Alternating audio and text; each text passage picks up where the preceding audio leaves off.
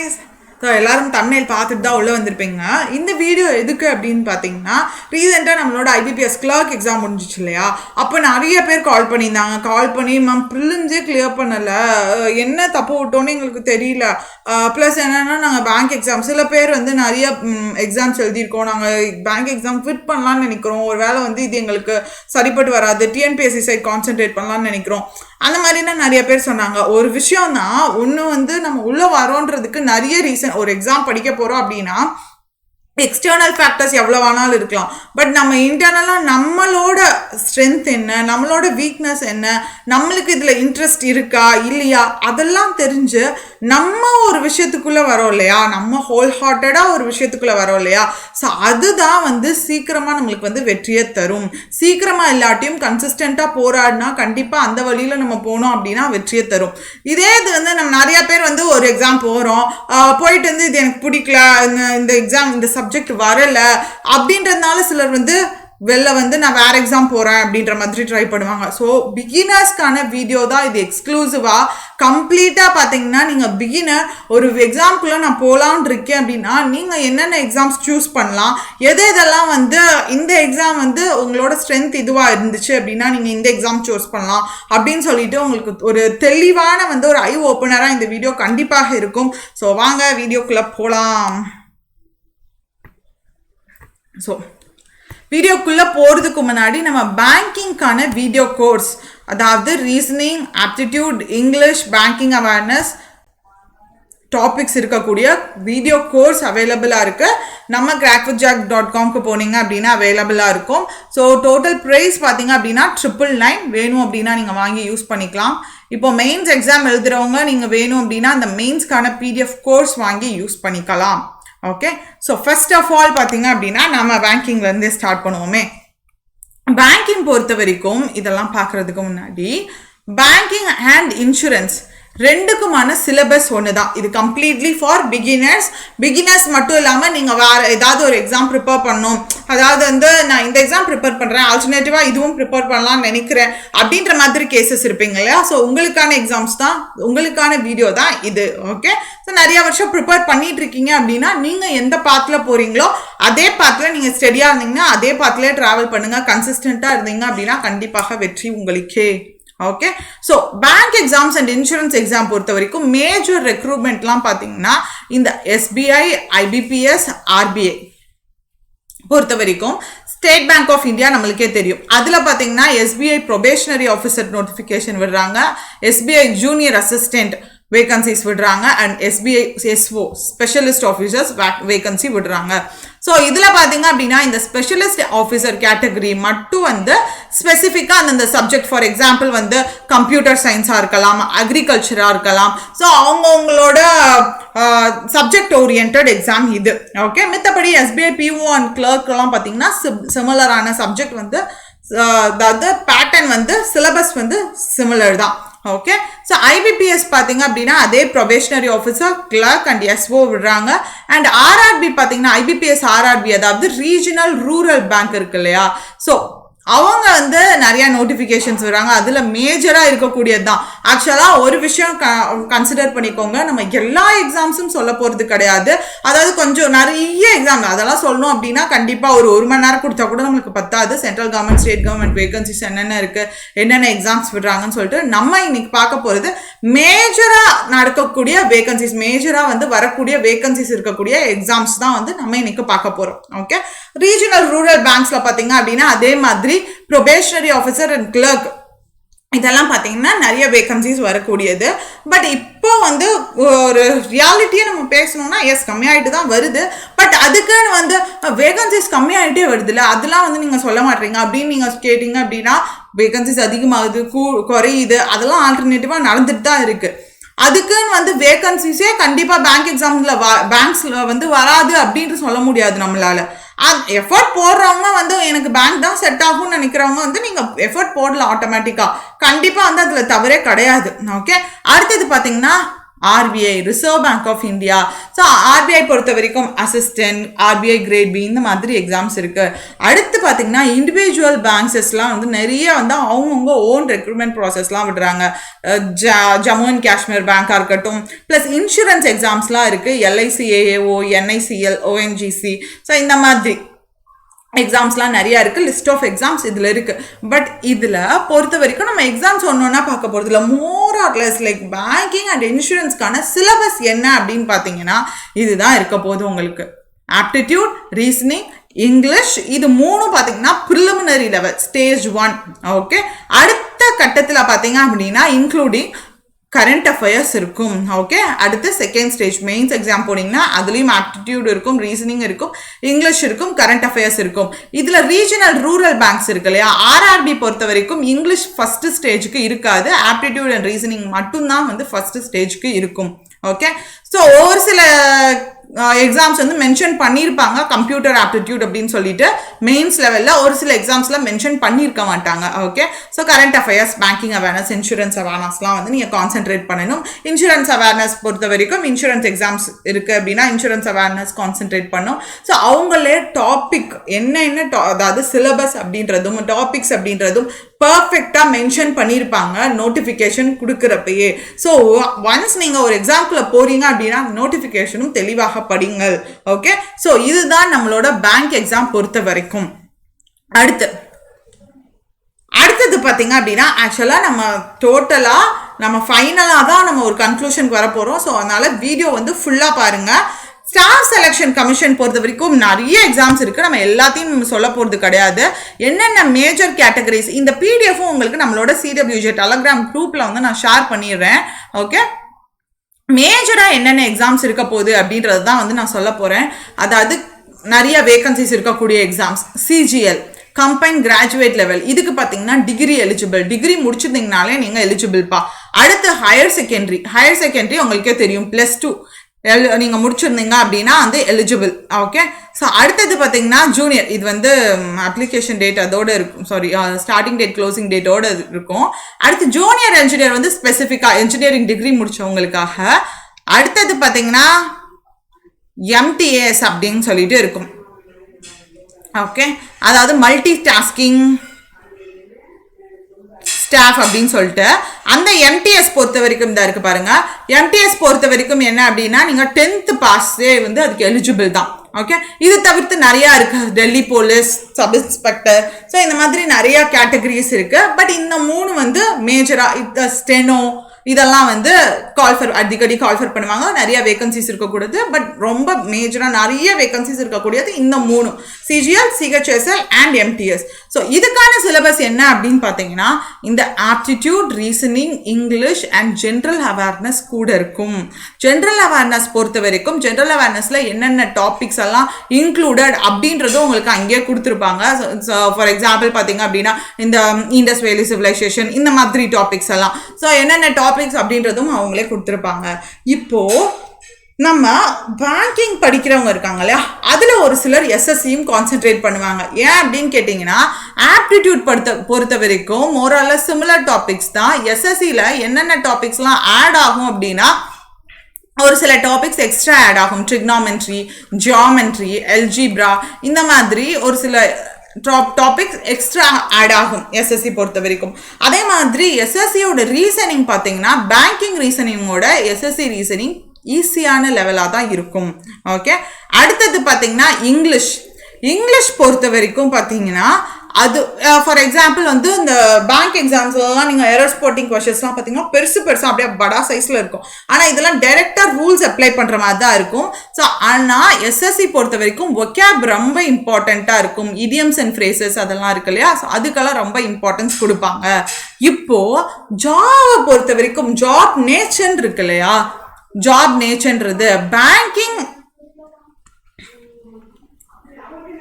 பேங்கிங்கோட job nature கெத்தா இல்லை SSCயோட job nature கெத்தான்னு கேட்டிங்கன்னா அஃப்கோர்ஸ் SSC CGL இருக்கு இல்லையா, அதோட ஜாப் நேச்சர் ரொம்ப ரொம்ப கெத்தான ஜாப் தான்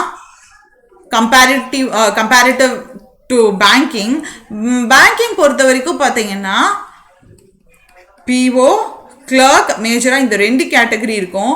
இந்த பிஓல கண்டிப்பா ஒர்க் ப்ரெஷர் அதிகம் தான். ஓகே, ஏன்னா வந்து அதுல இருக்க எல்லா கணக்கு வழக்கு எல்லாத்தையும் டேலி பண்ணணும், எல்லாமே இருக்கு. இது ஒரு நல்ல ஒரு ஹை போஸ்ட் தான். அந்த இடத்துல பேங்க் மேனேஜர்னா ஒரு கெத்தா உட்காந்துட்டு இருப்பாப்ல. ஸோ அதுதான் ஒரு நல்ல போஸ்ட் தான். பட் இதை விட பார்த்தீங்கன்னா யூபிஎஸ்சி இருக்காங்களே, நம்ம யூபிஎஸ்சி பற்றி இந்த இதில் பேச போகிறது கிடையாது. யூபிஎஸ்சி வந்து தனி லெவல் ஆஃப் கேட்டகரி, அதில் வந்து எக்கச்சக்கமான விஷயங்கள் இருக்குது. ஸோ அதை தனியாக வந்து நம்ம பேசலாம். ஸோ இதில் வந்து நம்ம காமனாக நம்ம மக்கள் சூஸ் பண்ணுறது யூபிஎஸ்சி தவிர்த்து பெரிய பெரிய வேகன்சிஸ் இருக்கக்கூடியது மட்டும்தான் நம்ம பேசுகிறோம். ஓகே, ஸோ எஸ்எஸ்சி சிஜிஎல் பொறுத்த வரைக்கும் இந்த யூபிஎஸ்சிக்கு நெக்ஸ்ட் லெவல் கரெக்டா யூனியன் பப்ளிக் சர்வீஸ் கமிஷன் இருக்கல, அதுக்கு அடுத்த லெவல்ல இருக்கக்கூடிய எம்ப்ளாயிஸ் எல்லாம் இந்த எஸ்எஸ்சி சிஜிஎல் மூலமா தான் செலக்ட் ஆகி போய் உட்காந்துருப்பாங்க. ஓகே, ஸோ இப்போ ஐஏஎஸ், ஐபிஎஸ், ஐஎஃப்எஸ் அந்த மாதிரிலாம் இருக்காங்களே, ஸோ அவங்களுக்கு நெக்ஸ்ட் செட் இருப்பாங்க. சாரி, நெக்ஸ்ட் கேடர் வைஸ் நெக்ஸ்ட் இருக்க போகிறது இந்த எஸ்எஸ்சி சிஜிஎல் எம்ப்ளாயிஸ் தான் வந்து அடுத்த பொசிஷனை ஆக்குபை பண்ணுறாங்க. ஸோ அஃப்கோர்ஸ் வந்து ரொம்ப கெத்தான வேலைகள் தான். ஃபார் எக்ஸாம்பிள் இந்த சிபிஐ எல்லாம் சொல்கிறாங்களே, CBI income tax officer, plus வந்து தமிழ் வந்து அந்த சுங்கத்துறை, இந்த மாதிரிலாம் சொல்லுவாங்க. ஒவ்வொரு இதுக்கும் தி அட்மினிஸ்ட்ரேட்டிவ் டிபார்ட்மெண்ட் பொசிஷன்ல வந்து இருக்கக்கூடியவங்க எல்லாமே வந்து பார்த்தீங்கன்னா இந்த சிஜிஎல், அடுத்தது சிஹெச்எஸ்எல், அடுத்தது எம்டிஎஸ். ஸோ இதோட பதவிகள், இதோட போஸ்ட் எல்லாம் பார்த்தீங்க அப்படின்னா அடுத்தடுத்த லெவல் தான். ஓகே, ஸோ ஏன்னா அந்த இதுக்குன்னு டிகிரிஸ் கொடுத்துருக்காங்க இல்லையா, ஸோ அதுக்கேற்ற மாதிரி போஸ்டிங்ஸாக தான் இருக்கும். ஓகே, ஸோ இப்போ ஒரு சிலர் வந்து பேங்கிங் அப்ளை பண்ணுறவங்க எஸ்எஸ்சியும் படிப்பாங்க. அதுக்குன்னு வந்து நம்மளோட இன்புட் இருக்கு இல்லையா, நான் வந்து எந்த பாத்தில் போகிறேன் அப்படின்றத தெளிவாக சூஸ் பண்ணணும். ஓகே, ஒரு சிலர் வந்து நம்ம பேங்கிங்கும் எடுத்துட்டு அதே சமயம் எஸ்எஸ்சியும் படிச்சுட்டு இருப்பாங்க. No issues in that. அது ஒவ்வொருத்தவங்களோட பொறுத்தது. ஒருத்தர் எனக்கு பேங்கிங் மட்டும்தான் வேணும் அப்படின்னு சொல்லிட்டு இருப்பாங்க. ஆனால் இதே ஒரு சிலர் ரொம்ப தப்பு பண்ணிட்டு இருப்பாங்க, பேங்கிங்கும் டிஎன்பிஎஸ்சியும் படிப்பாங்க. அந்த மாதிரி தவறுகளை தயவு செஞ்சு பண்ணிடாதீங்க. ஏன்னா பேங்கிங் ஒரு பக்கம், டிஎன்பிஎஸ்சி ஒரு பக்கம். பேங்கிங் பொறுத்த வரைக்கும் ஆப்டிடியூட்லாம் ரொம்ப கஷ்டம்னு சொல்ல முடியாது, ஓரளவுக்கு டஃபாக தான் இருக்கும், மாடரேட் டு டஃபாக தான் இருக்கும், டிஃபிகல்ட் லெவலாக தான் இருக்கும். ஆனால் டிஎன்பிஎஸ்சி ஆப்டிடியூட் பொறுத்த வரைக்கும் ரொம்ப ரொம்ப ரொம்ப ஈஸியாக இருக்கும். இதே இது பேங்கிங்கில் ஜென்ரல் அவேர்னஸ், ஜென்ரல் சயின்ஸ்லாம் சுத்தமாக படிக்க மாட்டீங்க. டிஎன்பிஎஸ்சியில் பார்த்தீங்கன்னா ஜென்ரல் சயின்ஸ் நிறையா படிக்க வேண்டியது இருக்கு. அப்போது இதுவும் எடுத்தீங்கன்னா இது ரொம்ப ஆப்போசிட் போல்ஸ் மாதிரி. இந்த மாதிரி எடுத்து தயவு செஞ்சு படிக்கக்கூடாது. நிறைய பசங்க வந்து பேங்கிங் டிஎன்பிஎஸ்சியும் சேர்த்து ப்ரிப்பேர், ஏன் நம்ம 7 days ப்ரோக்ராம்லாம் முன்னாடி நடத்திட்டு இருந்தோம்ல, அதனால நான் நிறைய பசங்களை பார்த்துருக்கேன் பேங்கிங் அண்ட் டிஎன்பிஎஸ்சி படிச்சுட்டு இருப்பாங்க. அந்த மாதிரி பண்ணாதீங்க.